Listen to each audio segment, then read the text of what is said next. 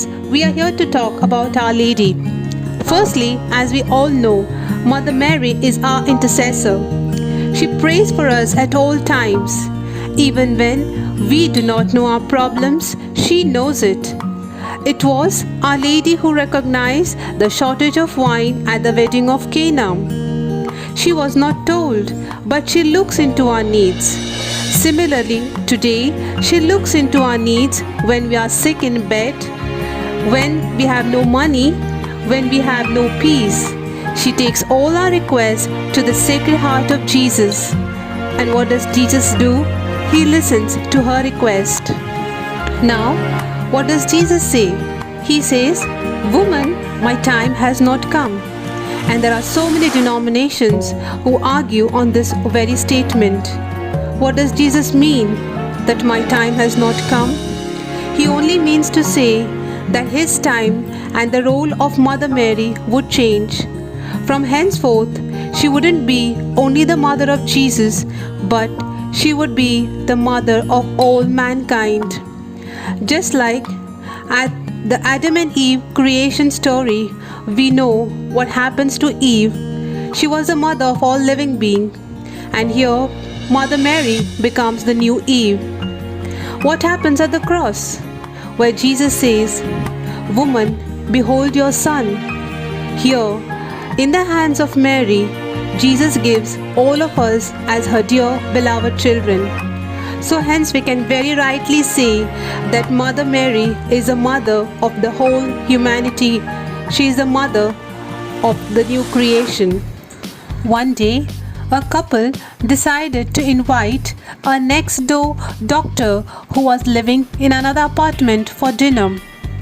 And when he arrived, they all welcomed him with a lot of joy. As soon as he entered, the lady of the house said, "Oh doctor, we welcome you and we are so happy you have come. But I invited only you, not your mother." And this doctor was very furious. He said, "How can you do that? Wherever I go, my mom accompanies me." Friends, this is exactly what we do when we say we do not need Mother Mary, but only Jesus is sufficient. A frequently asked question: has Jesus given the due honor to Mother Mary? If he has not given, then why should we? Friends, let us all first understand that Jesus was a Jew. He was indeed a very good Jew. He followed all the 10 commandments. He did not forget the 4th commandment, which says, "Honor your father and mother." Nobody can honor Mother Mary more than Jesus did.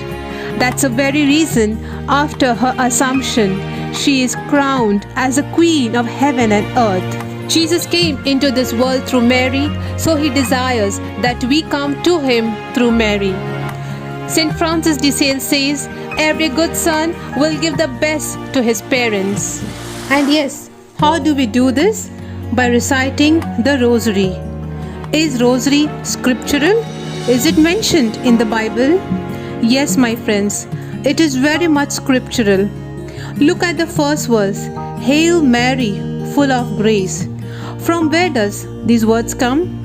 It is given directly by Abba Father through Angel Gabriel. Look at the second line, "The Lord is with thee. Blessed art thou amongst women, and blessed is thy fruit."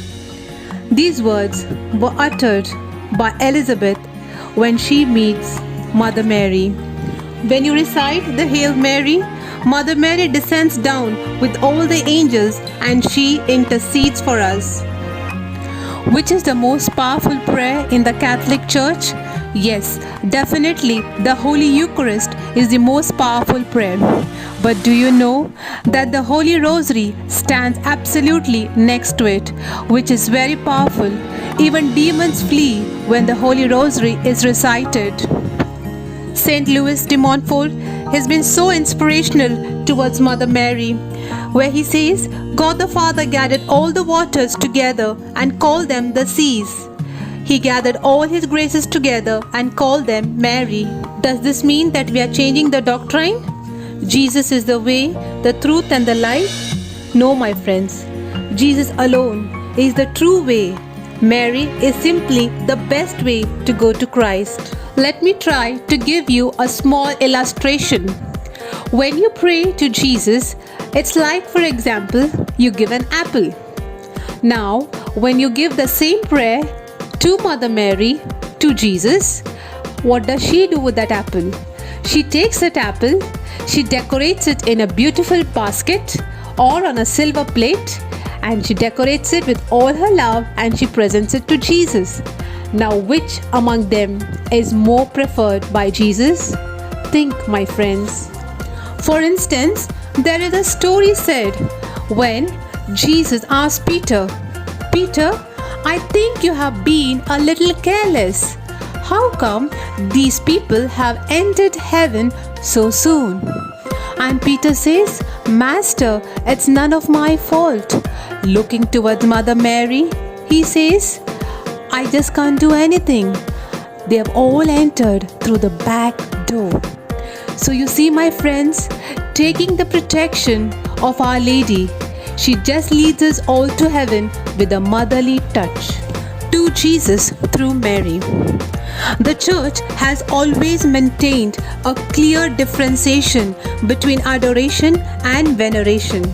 There are many denominations who keep accusing Catholics, saying that we are adoring Mother Mary. No, my friends, let's get our facts right. We only venerate our Mother, because adoration is given only to the Creator and veneration is given to the creatures. The closer we go to Mary, the closer she takes us to her Son, Jesus. St. John Paul II says that while praying the Rosary, we are actually meditating on the life of Christ. So the prayer of the Rosary is Christocentric. By praying to Mother Mary, are we reducing the glory of Jesus? No, my friends. It is the desire of Jesus to honor his mother. God the Father honors Mother Mary through the words of Angel Gabriel. Jesus honors Mother Mary all throughout his life.